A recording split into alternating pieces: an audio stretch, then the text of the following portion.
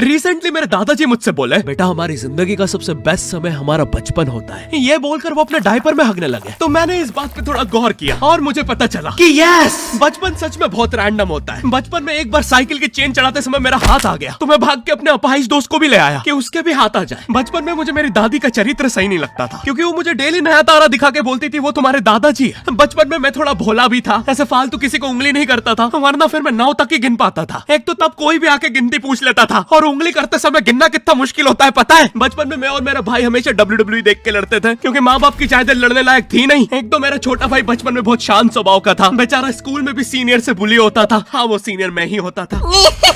एक बार मुझसे बोलता, भैया डॉक्टर बनना मेरा सपना है। तो मैंने उसे नीट की बुक्स ला दी, तो अब वो उसका पूरा सपना बन गया। अब वो डॉक्टर गेम में भी बीमारी बनता है, और बवासीर पीछे होती है। चिंटू बुक्स नहीं पढ़ रहा है तू? एक बार बेचारा बिस्तर पे गिर के रोने लग गया, तो सब बोलने लग गए कुछ नहीं हुआ, चींटी मर गई, चींटी मर गई। मैं यहाँ सोच रहा हूँ फिर अभी तक हम चींटियों वाले बिस्तर पे क्यों सो रहे थे? हाँ, घर में सबकी पीठ पे ददोड़े हो रखे हैं। हाँ, ये नहीं गिरता तो हमें तो पता ही नहीं चलता बिस्तर पे चींटियां हैं। हम तो सोए जा रहे हैं चींटियों वाले बिस्तर पे। और स्कूल में जब भी ये छोटे भाई पैंट में हक देते हैं, तो बड़े भाई को क्यों बुलाया जाता है? पता है कितनी घनघोर बेइज्जती होती है पूरी क्लास के सामने, और बुलाते भी इतने सस्पेंस है, वो देख के बड़े भाई का हगना निकल जाता है। ऐसे 2 छोटे बच्चे स्लो मोशन में भाग के आ रहे हैं। हाँ, वो उनकी नॉर्मल स्पीड है।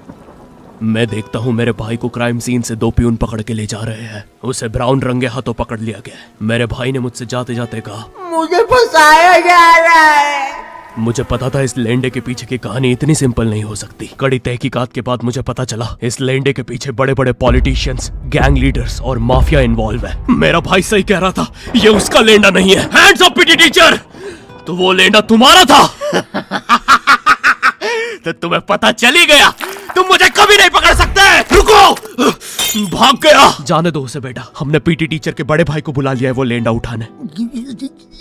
लेंडा आपकी नजदीकी सिनेमा घरों में पड़ा होगा तो देख के पैर रखना। ये चैनल पे जितने भी अजीब और गरीब चीजें तुम देखते हो, ये मैं और मेरे भाई की लाइफ में हमेशा होती रहती है, और इसलिए हमने ये चैनल नॉट योर टाइप बनाया था। मेरे भाई ने कहा तू बोल और मैं एनिमेशन करता हूँ, और लो बन गया नॉट योर टाइप। आपके अरे अभी भी लेंडा लगा हुआ है। बचपन में बोले जाता था कि तुम जितने दांत तकिए के नीचे रखोगे तुम्हें उतने ही रुपये मिलेंगे। तो मैंने दादी की 32 रख दी, तो मुझे 32 रुपए मिले। वो 32 7,000 की थी। जो पिटा हूं ना मैं घर पे, साली स्कैमर दांतों वाली परी, चांदी का दांत ले जाके 1 रुपया देती है। दांतों से याद है, बचपन में सब सूखा बॉर्नविटा खाते हैं क्योंकि दांत दूध के होते हैं। ठीक है, ये वाला जोक हटा दूंगा। बचपन में मुझे चुड़ैलों से बहुत डर लगता था। एक बार मुझे चुड़ैल के पैर के निशान दिखे तो मैं उल्टा भागा, पर फिर मैं चुड़ैल के ही घर में आ गया। हाँ, मैं पट्टी में भूल गया था उसके पैर उल्टे होते हैं, तो फिर मैंने सोचा इसका पीछे से सर फोड़ देता हूँ। सर फोड़ने गया तो वो उसका मुंह निकला। फिर से भूल गया कि साली चुड़ैलों के बाल भी मुंह पे होते हैं। आदमी को पता चले तो चले कैसे। जब मैं छोटा था नींद में बिस्तर भी बहुत गीला करता था। मेरी मम्मी हमेशा गुस्सा करती थी कि सोने से पहले सुसु किया कर। अब उन्हें कैसे बताऊं, फिर गीले बिस्तर में मुझे नींद नहीं आती। बचपन में मुझे गुस्सा भी बहुत आता था, तो मेरी मम्मी ने मुझे एक रेड स्टोन की अंगूठी पहना दी, और सरप्राइजिंगली उससे मेरा गुस्सा इतनी जल्दी उतरने लग गया, क्योंकि अब मैं जब अंगूठी पहन के लोगों को पीटता था तो गुस्सा इतनी जल्दी शांत होता था। वैसे ये अंगूठी मुझे एक बाबा जी के आश्रम से मिली थी। जब मैं वो आश्रम में गया था, वहाँ एक बहुत ही हॉट सी बंदी मुझे देख के बार बार स्माइल करे जा रही थी, तो मैंने भी मौके पे चौका मारा और जल्दी से अपना नंबर पेपर पे लिख के उसकी तरफ फेंक दिया। वो बंदी ने भी बड़े प्यार से मेरा नंबर उठाया और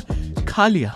अरे भाई, उसको भूत लगे, वो तब से सबको स्माइल दे रही है। हम भी सुबह से नंबर फेंक रहे हैं, अभी तक 2 किलो पेपर खा गई है। हाँ, अब तुम्हें भी ऐसे रैंडम भूतों या स्ट्रेंजर्स पास नंबर ना फेंकना पड़े प्यार के लिए, इसलिए आओ हैपन पे चले।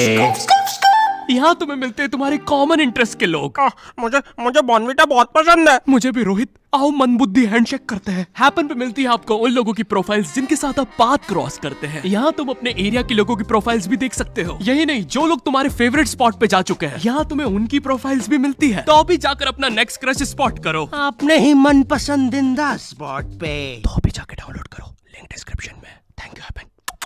बचपन में मेरी मम्मी हमेशा बोलती रहती थी कि बाहर जाके खेलो। अब बाहर मेरे मोहल्ले के बच्चे भाई वो ऐसे अजीब अजीब से गेम्स खेलते थे। कहीं ड्रैगन फ्लाई में रस्सी बांध के उसको पेट बना लिया है, कहीं नंगे भाग रहे टायर के पीछे लकड़ी मारते मारते। मेरी मम्मी को उन पे दया आ रही है कि बेचारे गरीब बच्चे किसी भी चीज से खेल लेते हैं, फिर हमारी कार पलट जाती है। हाँ, वो टायर हमारी कार का था। और मुझे एक बात बताओ, चक्के से खेलने पे वो गरीब कैसे कंसिडर हो रहे हैं? क्या पता उनने कार खरीद के चक्का निकाला हो, क्या पता लैम्बोर्गिनी के चक्के से खेल रहे हो। नहीं, तुम्हें कैसे पता चल रहा है वो गरीब है या अमीर? और एक चक्के से इतनी सारी एक्टिविटी करेंगे ये लोग। कभी चक्के में रस्सी बांध के झूला बना दिया, कभी झूले से फिका के खुद को लूला बना दिया, कभी लूले पे झूला बांधकर हुला हू बना दिया। ये इतने हरामी बच्चे थे, इनके साथ कोई भी घर नहीं खेलता था, क्योंकि घर ये जुए में लगा के हार जाते हैं। ये वो बच्चे जिन्हें तुम रिमोट कंट्रोल कार भी दोगे तो उसकी मोटर निकाल के पंखा बनाएंगे। एक बार इन्होंने रिमोट कंट्रोल रिमोट बनाया था। तुम अगर इस रिमोट पे बटन दबाओगे तो इस रिमोट पे बटन दबेगी, बस ये लोग मकर संक्रांति के दिन पतंग भी लूटते थे दुकानों से। पतंग से याद है मैं बचपन में अपने दोस्त जनक के साथ बहुत पतंग उड़ाता था। जनक गुजराती था और गुजराती लोग तो बहुत बड़े पतंगबाज होते हैं। वो लोग गला काटने के बाद भी काहे पोचे चिल्लाते हैं। जनक मेरे घर पे इतना बड़ा गिर्रा लेके आता था पतंग उड़ाने। उस पर पता नहीं कितने 1000 किलोमीटर का मांझा लपटा होता था। हम दोनों का सपना था उस गिर्रे की पूरी ढील देना। एक बार तो गिर्रा खाली होने ही वाला था पर वो पतंग तो घूम के हमारे पीछे से आ गई। हमने हमारी ही पतंग काट दी। तो इस बार हमने सोचा पतंग पूरी परपेंडिकुलर उड़ाएंगे, स्ट्रेट। हमने 2 घंटे ढील दी। वो मांझे में वेव सिग्नल आने लग गए प्राचीन भाषा में। हमें लगा हमने एलियंस ढूंढ लिया, बट फिर धीरे से वो सिग्नल क्लियर हुआ। हमें पता चला हमने कोई नासा का 100 मिलियन का टेलीस्कोप काट दिया।